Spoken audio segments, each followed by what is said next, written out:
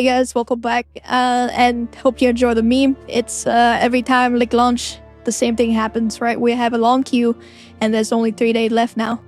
In this video, I'll discuss the Mercenary class, covering all the skills, exploring different potential PoE archetypes that I've been thinking about, and I'll review and compare the two Mercenary Ascendancies as well, the Gemling Legion and Witchhunter.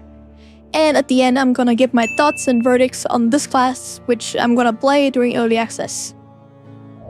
So at the start, the Mercenary will have 24 skill gems available as shown on PoE DB right now, and more will be added throughout the beta test. I'll go through some of them that I have potential good setup on, and most of them will be earlier in the game. And the skills are separate into different tiers, so some of them will be available for you to start. And I think 52 is where you unlock all of them, because that's when Cluster Grenade is available. Explosive Grenade is the Mercenary very first grenade skill, and it's pretty basic. Principally, it has a really high percent attack base at 280%, and it's an AoE skill, so it can be used to clear trash. Pretty good. Skill does come with a hefty downside of 2.5 second fuse time, so you have to think about where to throw the grenades, and you can easily miss the boss or any mobile target as well. It's a projectile skill, so as you get more projectile support, I recommend linking them with multi-proj or maybe added fire damage for some added damage and ignite chance. Fragmentation rounds is the very first skill you get, and it has a default 2-target piercing. The skill can shotgun, so it's more effective at close range and can consume freeze, which might have great synergies with Permafrost bolt. Permafrost bolt can build up freeze on the targets, and the fragmentation round will shatter that frozen target for extra projectiles. I think this will be a great bread and butter combinations for the Mercenary in the early game. If you're planning to use them together, some good gemlings to consider are Brutality, Bleed Chance for Fragmentation round, and Hypothermia and Glaciations for Permafrost bolts. I went over this in my previous video, as I plan to play a Frost and Bleed element Mercenary in the early game. Now, if you are more interested in playing an explosive archetype, I would recommend a hybrid Frost and Ignite approach using Permafrost bolt and Explosive Grenade. The Permafrost bolt will be linked with added cold damage and Ice Bite and Piercing, and you can use that as a main attack skill. You need the extra damage from the added cold and Ice Bite because the low attack base of Permafrost bolt at only 17% compared to Fragmentation bolt at 50%.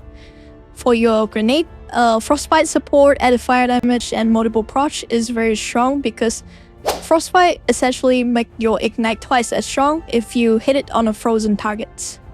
I highly emphasize the use of Permafrost bolt in the early game because you can clearly see from these two footage of Ziggity and Havoc playing the Mercenary in the early game how easy it is to get swamped when you don't have any source of chill or freeze. Next, we have Armour Piercing round, and Armour break is considered to be a non-element like freeze, electrocute, and stuns, and are meant to be consumed or combo with other skills. So this is more for single targets when you first look at it, and will rely on other skills that consume armor break to be good. The playstyle is about breaking armor, then consume or combo them with other skills, so the most obvious choice would be high velocity round, which is like a sniper shot. Now, this setup is mainly for single target damage, but if you want to play as a sniper, there is some potentials in AoE clearing in the early game as well when you link Armor Piercing round with Armor Explosion. So each time you explode armor, you will deal an explosion damage, which is an AoE, and you can pair that with multiple proj and pierce for some juicy AoE clear, or like some chain explosion. I'm pretty sure this explosion would overlap when you wreck armors of multiple normal enemies, so this could potentially be really good. For single target, you will use high velocity round with Bleed Chance, Brutality, and Beep Cuts for some good early game damage. This will be really good because the element damage from Bleed will be based on the initial hit pre-mitigate from high velocity round, which there's a base damage of 250%, which is really high. Now, you can pair the Herald of Ash with the Explosion for some AoE clearing and high velocity round for single target damage, and you have yourself a sniper build in the early game. Incendiary Shot seems like a standard fire attack that converts 80% fist to fire damage, and the only applicable use for this, in my opinion, would be the Frostfire support, just like the Grenadier set up earlier. However, the attack damage of the skills is much lower, so I think the setup is inferior and I wouldn't recommend it. I am much more interested in the next setup though, and it's the Rapid Shot setup as a fire skill damage. Now, I was a huge fan of Rapid Fire in Diablo, and I know I played Diablo too. Don't flame me, no pun intended. This skill shoots a total of 70 bolts, build up heat, and add a flat fire damage to your attack. Flat attack source in PoE 2 is very strong because flat damage gems like added fire was reworked. Generally, in the early game, flat damage sorcery is super powerful, and you can combine this with a flame wall on a wand setup to deal even more fire damage. The playstyle is pretty cookie cutters. You combo this with grenades, throw out enhanced grenade that catch fire and do more flat fire damage. But it will be far harder to pull off when fighting tougher enemies because you have to dodge attack too. So Rapid Shot should be linked with added fire damage, faster attack, and ammo conservation for some spicy channeling uptime. Explosive Shot is a specialized skill that features the detonated tag. This makes it very powerful when combined with any grenade skills, allowing for instant detonations. It's a pretty good combination when pairing with gas grenade because it can create inferior explosions, but I'm not sure about the strength of this explosion, so we'll have to see the actual numbers. Speaking of gas grenades, I want to discuss my poison sniper setups. When pair this with multiple proc, chaotic freeze, corrosions, gas grenade have the potential to freeze enemy and break their armors. This allows you to use high velocity shots with biting frost, bursting plague, poisons, and contagion to spread the poison effectively. It's an extremely potent setups, but we'll have to see how much the ailment build up the gas cloud actually do because the damage can be quite low, so the ailment build up can be really slow. This is a setup I'm considering for mid-game, and you can find out more details in my previous video. I'm really interested in the artillery ballista though because I personally enjoy the totem playstyle. However, we need to see how effectively we can scale the damage of Totem build and whether it's feasible to realize solely on Totem for damage. It seems that GGG is pushing for a shift for Totem only build to Totem as a supportive skill though because of the change made to Ancestral Bond, which now allow players to deal damage themselves while using the totems. The last skill available with high potential for powerful combos is the Cluster Grenade. From the footage we've seen so far, Cluster Grenade can overlap with multiple explosions, which not only looks impressive, but overlapping explosion is a very strong leverage multiplier in PoE.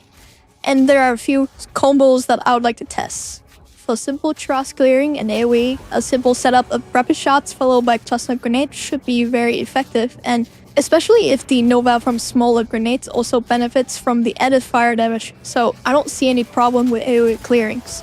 Alright, so for single target, one of the combo I really want to try out will be Bullstorm and Cluster Grenade. Now, Bullstorm added a debuff to the boss, and the debuff enemy take additional flat physical attack from the next attack. Right, so if Cluster Grenade have small overlapping explosions and they all hit the boss while having that debuff, will essentially that skill would have a massive amount of added flat fist to the attack. And we can pull off this combo every 10 seconds or maybe even less with more CDR, so there's that. So that's pretty much cover all the skills for the Mercenary class, and I'll go over the Ascendancy next. So I actually have a full breakdown of the Witchhunter Ascendancies already, so if you're interested in that, check out this video. To keep this one short, I'll go over the potential combinations of this Ascendancies. First is the mapping setup with Weapon Master, Pitiless Killer, Decimating Strikes, and Zealous Inquisitions. Why is this setup so good for mapping? First, Weapon Master allow you to get up to 40 weapon set skill points, and you will lose 20 passive points in the progress, but this allows you to have 2 weapons specialized in AoE and single target for mapping. I think this will be extremely valuable when running into tanky rares or unique beyond bosses doing maps. Now, Pitiless Killer, which is Culling Strike, and Decimating Strike is essentially a call and a reverse call setup. And on average, this is a 62% damage increase from just 2 Ascendancy points, which is really amazing. I had the full detailed explanations and calculation done in my full breakdown videos. In short, call the change in PoE 2, now affecting monster based on their rarity. So 5% unique, 10% more rare, 20% for magics and 30% for normal monster. Full breakdowns and calculations again in my previous video. Now combine this with 3 explosion from Zealous Inquisitions and you got yourself a speedy mapping demons, especially when Mercenary had access to grenades as a form of AoE damage.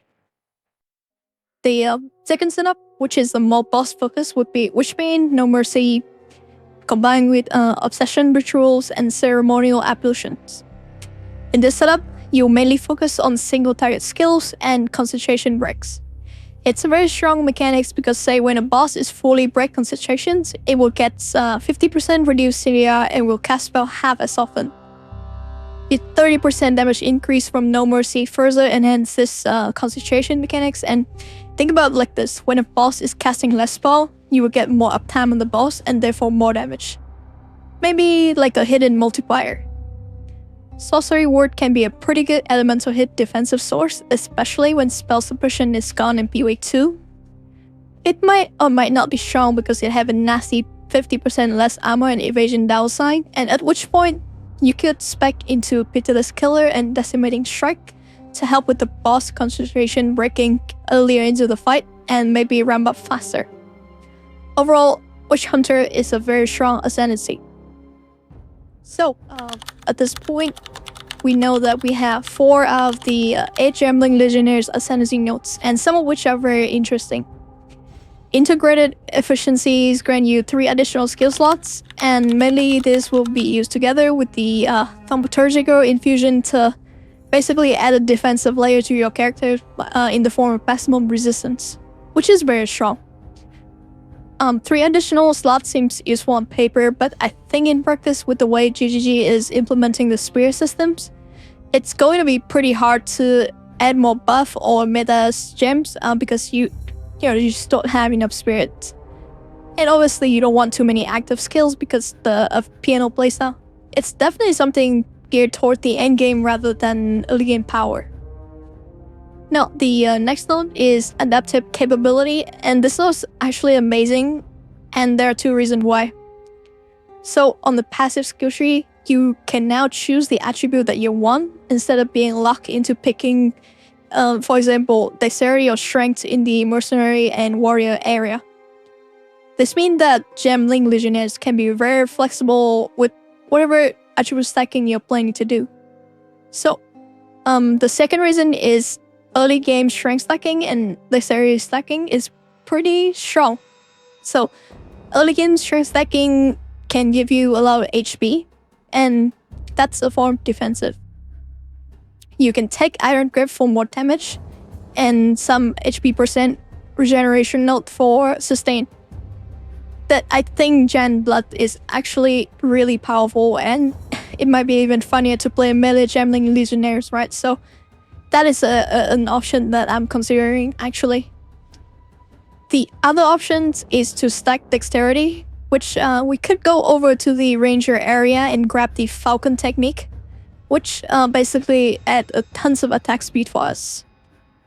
We already know that Rapid Shot need a lot of attack speed, so potentially this could work really well in the early game, and I'm really curious on what's the second node after this one, because if it's really good, I might consider to play Gemling Legionnaire as my league starters. The last node that we know of is Crystalline Potentials, and it adds 12% quality to all skill gems. At face value, this seems pretty good, but until we know all the breakpoints for some of the skill gems, I'm not sure how strong this node will be, especially in the early game. So this is definitely geared toward the late game, but anyway, I don't want to speculate too much, so let's get to the verdict of the 2 Ascendancies. So we have the Witchhunter is pretty much fully revealed, and is definitely very strong as a starter in my opinion.